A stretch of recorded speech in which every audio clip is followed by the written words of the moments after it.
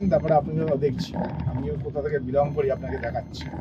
আপনি দিন আগে প্রপার যেন ভিডিও ফুটেজ থাকে, হ্যাঁ, কোথায় কেসটা যাবে আপনি যেন সেটা নিতে পারেন।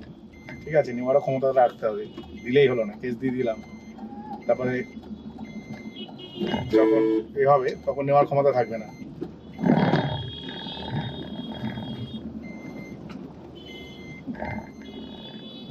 তো যাই হোক, প্যাসেঞ্জারটির কাছে এসে গেছি, মোটামুটি প্যাসেঞ্জারটি পিক আপ করে নিই। আর মোটামুটি হয়ে গেছে 1200 টাকার ব্যবসা হয়ে গেছে, এটা নিয়ে 1400 হয়ে যাবে আর কি। তো যেরকম প্ল্যানিং ছিল সেই অনুযায়ী অনেকটাই টাকা আমি কমে যাচ্ছে আর কি।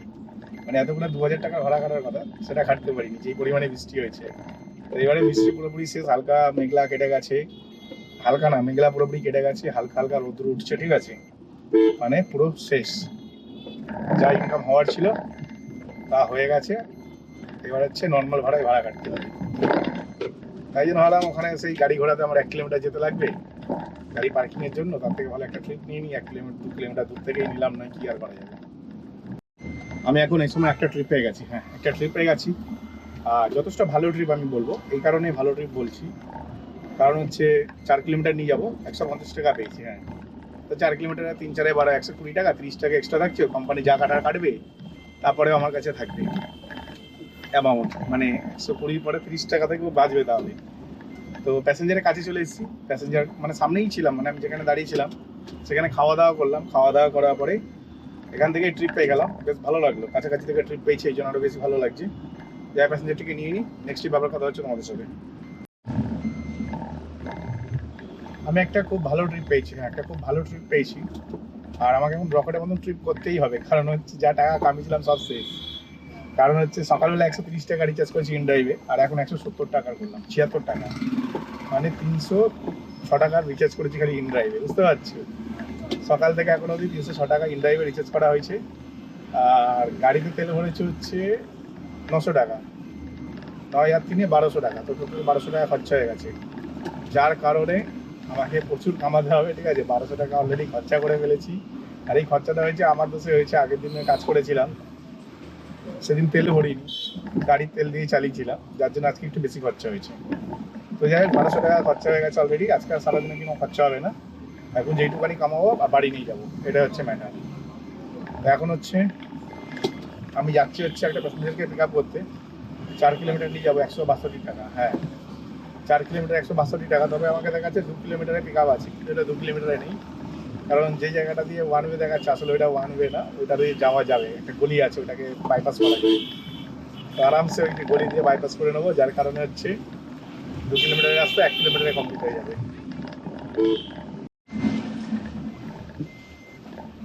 মোটামুটি আধ ঘন্টা বসলাম, হ্যাঁ আধ ঘন্টা বসলাম, মানে সারাদিনই আজকে কুত্তার মতন কাজ করছি, ঠিক আছে, হাঁপিয়ে গেছি পুরো একদম। তো যাই হোক, এখন সোজা হচ্ছে যাচ্ছি হচ্ছে একটা প্যাসেঞ্জারকে পিক আপ করতে। প্রথমে দেখলাম প্যাসেঞ্জারটি 100 টাকায় সার্চ করলো 1.5 কিলোমিটার, তারপর দেখি নিজে থেকেই 20 টাকা বাড়িয়ে দিল, ঠিক আছে। আমি বললাম বাহ, এই অসাধারণ প্যাসেঞ্জার, এর সাথে বার্গেনিং করে কোনো লাভ নেই, বার্গেনিং করলে ভাড়াটা 200 হয়ে যাবে, এইটুকুনি গ্যারেন্টি। 1.5 কিলোমিটার যাবে 120 টাকা, খারাপ কি?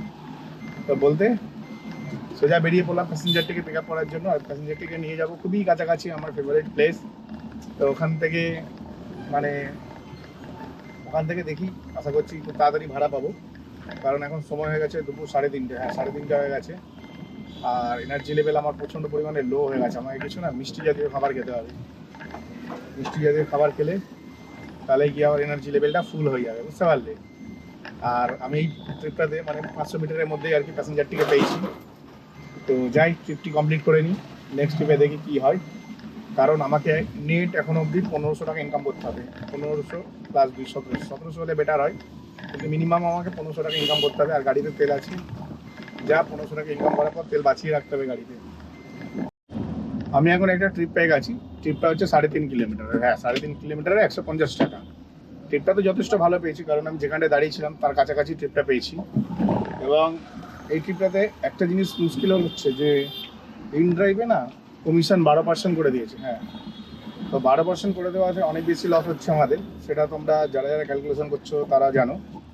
কারণ 3.5 কিলোমিটারে 3 4 12, 120 টাকা, ঠিক আছে ভাড়া, ঠিক আছে ভাড়া সেরকম একটা খারাপ না, কিন্তু অ্যামাউন্টটাও যে খুব একটা বেশি তা না, কারণ এখান থেকে ভাই 12% কোম্পানিকে দিতে হবে, মানে 12 6 18 টাকা কোম্পানিকে দিতে হবে, মানে 20 টাকা কোম্পানিকে দিতে হবে। থাকবে কত? 130 টাকা। 130 টাকা 3.5 কিলোমিটার প্লাস আমি 500 মিটার যাচ্ছি, মানে 4 কিলোমিটার। 4 কিলোমিটার 120 টাকা, মানে আবার 30 টাকা কিলোমিটারই আসছে, ওর থেকে কিন্তু বেশি আসছে না। কিন্তু আগে এটা আমরা অনেক বেশি পেতাম।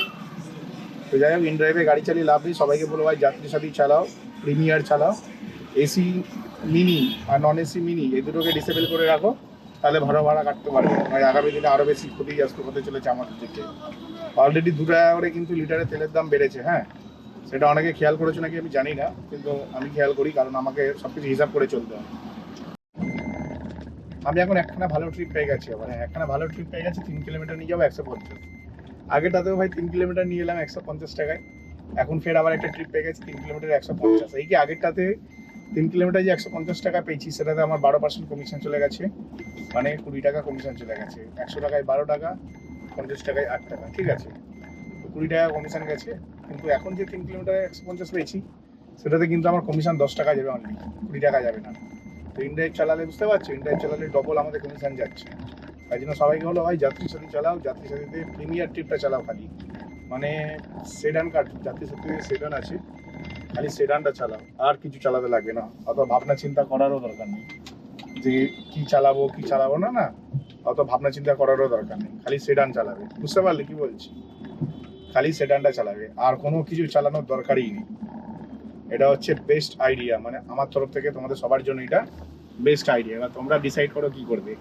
মানে নন এসি মিনি আর এসি মিনি যদি চালাও, সেই ক্ষেত্রে 100% লস করবে, আর যদি সেডানটা চালাও অলওয়েজ প্রফিট, ঠিক আছে? তো তোমরা কি করবে, তোমরা ডিসিশন নিয়ে নাও। আমি এখন একটা ভালো ট্রিপ পেয়েছি, হ্যাঁ, মানে কি বলবো, অসাধারণ ট্রিপ পেয়েছি। গেছিলাম টয়লেট করতে পিয়ানি বিশালে, গাড়িটা অনেক দূরে পার্কিং করে রেখেছিলাম, কারণ আবার ফের গাড়ি নিয়ে আসবো, আবার ফের ওই পার্কিংয়ে যেতে হবে, সমস্যা।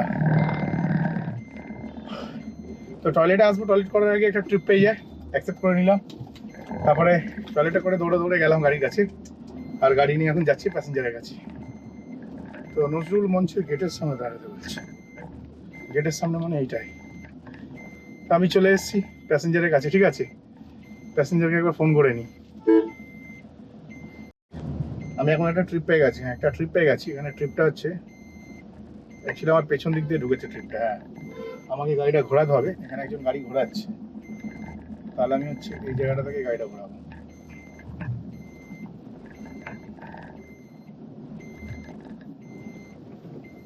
তো ব্যাপারটা হচ্ছে না, আমি একটা ভালো ট্রিপ পেয়েছি, কিন্তু ট্রিপটা পেছন দিক দিয়ে ঢুকে গেছে, এটা হচ্ছে গন্ডগোল। মানে গাড়ি ঘোরানোর জন্য এখানে যথেষ্ট স্পেস নেই। যেই আমি গাড়িটা ঘোরাতে যাবো, তখনই একটা গাড়ি ঢুকে গেল, যার কারণে 50-60 মিটার এক্সট্রা আসতে হলো, এসে ঘোরাতে হলো। কি আছে, কেয়ার করা যাবে। তো যাই হোক, এখন আমি একটা ভালো ট্রিপ পেয়েছি, ভালো, বেশ ভালো। 6 কিলোমিটার দিয়ে যাবো এমন কিছু ভালো না ভাই, 6 কিলোমিটারে 220 টাকা, ঠিক আছে। আগেরটা নিয়ে এলাম 6 কিলোমিটারে 210 টাকা। জানি না ইনড্রাইভে কেন এত ভাড়া কম দেখাচ্ছে, ওদের কমিশন বাড়িয়েছে, ভাড়া কমিয়েছে, তাহলে কি করে হবে ভাই? তাও কিনা বার্গারিং করে আমি ভাড়াটাকে টপে পৌঁছেছি, ঠিক আছে। হাইস্ট ফেয়ার ছিল 220 প্রপোজাল দিয়েছিলাম প্যাসেঞ্জারকে, তো প্যাসেঞ্জার অ্যাকসেপ্ট করে নিয়েছে। আমি বুঝতে পারছি না, মানে এরকম কেন করছি ইনড্রাইভ, নিজেদের কমিশন তো বাড়িয়ে যাচ্ছে। আমরা যাই কামাই না কেন, কোম্পানির একটা ফিক্স ফেয়ার আছে, ঠিক আছে, কোম্পানির একটা ফিক্স ইনকাম আছে। আমি যদি 10 টাকা কামাই, তো ওখান থেকেও 12% নেবে, 1000 টাকা কামালেও 12% নেবে, ঠিক আছে। তো কোম্পানির একটা ফিক্স আর্নিং হয়ে যাচ্ছে আমার থেকে, ফিক্স পুরো একদম। কিন্তু আমরা কত কামাচ্ছি সেটা কোম্পানি দেখছে না। তো আজকে, আগে তাই হতো, উবেরে তাই হতো, যা আজকে উবের হচ্ছে শেষ হয়ে গেছে, আজকাল ইনড্রাইভেও তাই হচ্ছে। তো দেখা যাক কতদিন ইনড্রাইভ চলে। আমার মনে হয় না যে খুব বেশি দিন ইনড্রাইভ আর চলবে, কারণ আমি তো ইনড্রাইভ চালাচ্ছি না বললেই চলে, আমি হচ্ছে বেশিরভাগ যাত্রীর সাথেই চালাচ্ছি। লাস্ট ট্রিপটা ছিল হচ্ছে কত কিলোমিটারে ছিল, 7 কিলোমিটারে বলেছিলাম, কিন্তু ট্রিপটা আমি 4.5 কিলোমিটারে কমপ্লিট করেছি, মানে 2.5 কিলোমিটার বেঁচে গেছে। আর আমি কমপ্লিট করিনি, এটা ক্রেডিট দিতে হবে প্যাসেঞ্জারকে। প্যাসেঞ্জারই আমায় বললো, দাদা কোনো দরকার নেই মেন রোড দিয়ে যাওয়ার, এই গলি দিয়ে চলো, তোমার 2-2.5 কিলোমিটারে তেল সেভ হবে। ভালো কথা, 2-2.5 কিলোমিটার তেল সেভ হলো, তো 4.5 কিলোমিটারে ভাড়া পেয়ে গেলাম 220 টাকা। এবার আমি হচ্ছে এখন যাচ্ছি হচ্ছে চৌরাস্তার দিকে, হ্যাঁ, আমি যেখানে দাঁড়িয়ে আছি এখান থেকে চৌরাস্তার ডিস্টেন্স হচ্ছে 1.5 কিলোমিটার। তো তোমাদের সকালেই বলেছিলাম যে গাড়িতে একটু প্রবলেম হচ্ছে, তো কী কারণে স্টার্ট হচ্ছে না, তো ওই কি প্ল্যান চেক করতে হবে সেটা চেক করলে দাদা বলে দেবে, ঠিক আছে। তো এখন যাচ্ছি মুস্তাকিনদার কাছে, এবার মুস্তাকিনদাকে ফোন করে নিই। একটু আগে আমি একটা রাইড করলাম, হ্যাঁ আমি আছি মিশনপল্লী সোনারপুর, হ্যাঁ মিশনপল্লী সোনারপুরের যে রোড আছে মিশনপল্লী রোড, ওই ভেতরে অলমোস্ট 1-2 কিলোমিটার ভেতরে ঢুকেছিলাম। আর এখন না আমি একটা ট্রিপ পেয়েছি, এর আগে আর একটা ট্রিপ ছিল, দুখানা ট্রিপ একসাথে পেয়ে গেছে। আমি এখান থেকে এক্সপেক্ট করিনি দুখানা ট্রিপ একসাথে পাবো। আমি ইনড্রাইভের ট্রিপটাকে ক্যান্সেল করে দিলাম, ইনড্রাইভের কমিশন অনেক বেশি কাটছে। আর সেকেন্ড হচ্ছে ইনড্রাইভের আমি ট্রিপ পেয়েছিলাম 320 টাকায় যাবে টালিগঞ্জ, বুঝলে 12 কিলোমিটার রাস্তা, অলরেডি ভাড়া কম, ঠিক আছে। তার মধ্যে কোম্পানিকে কমিশন কাটার পরে আমার কাছে বাঁচবে হয়তো 20-22 টাকা করে। তো যাই হোক আমি একটা লাস্ট ট্রিপ নিয়ে এলাম, লাস্ট ট্রিপে আমি 700 টাকা ভাড়া পেয়েছি, হ্যাঁ মিশনপল্লী 17 কিলোমিটার রাস্তা এনেছি 700 টাকা, বুঝতে পেরেছো। তবে কি 17 কিলোমিটার এনেছি, ওটা শুনলেই 17 কিলোমিটার লাগছে, মাঝখানে 20 মিনিটের জ্যাম খেয়েছি। এই 20 মিনিটের জ্যামটাকে যদি আমি কভার করি তাহলে এটা 17 কিলোমিটার জায়গায় 21 কিলোমিটার হয়ে যাবে, ঠিক আছে। তো সেই হিসেবেও ভালোই পেয়েছি, খুব একটা খারাপ পাইনি। তবে এখন আমি একটা যাত্রীর সাথে একটা ভাড়া পেয়েছি অলমোস্ট 500 টাকা ভাড়া, মানে কি করবো ভেবে পাচ্ছিলাম না। ইনড্রাইভে বুকিং ঢুকেছে, যাত্রী সাথীতে ঢুকেছে, দুটোতেই ঢুকেছে। এবার ইনড্রাইভে যিনি প্যাসেঞ্জার আছে তিনি হচ্ছে এক কথায় মুসলমান, ঠিক আছে। তো আমার মতে মুসলমান প্যাসেঞ্জার তোলার থেকে না তোলাই ভালো। সেকেন্ড হচ্ছে যাবে কি যাবে না কোনো কনফার্মেশন দিচ্ছিল না, ফোন ধরছিল না। এবং শুধু তাই না, যাত্রী সাথী প্যাসেঞ্জারটাও মানে ফোন ধরছে না আর কি, এরকম একটা ব্যাপার। তো যাই হোক এখানে ভাই একটু আগে দেখাচ্ছিল ভোরে ভোরে ট্রিপ ছিল, ট্রিপ পেয়ে গেছিলাম, আবার এখন দেখাচ্ছে একটাও ট্রিপ নেই। এবার যাত্রী সাথী প্যাসেঞ্জারের সাথে কথা হলো, কথা হওয়ার সময় বুঝলাম যে যাত্রী সাথী যে প্যাসেঞ্জারটা আছে উনি ফেসেছে। তো ভাই এক ট্রিপে 500 টাকা পাবো, কাটবে কত 10 টাকা, ভালো করে বুঝি, এক ট্রিপে 500 টাকা পাবো, কাটবে কত 10 টাকা। আর 12 কিলোমিটার রাস্তা নিয়ে গিয়ে পাবো হচ্ছে 320 টাকা, যেখানে 360 টাকা নর্মাল ভাড়া হয়।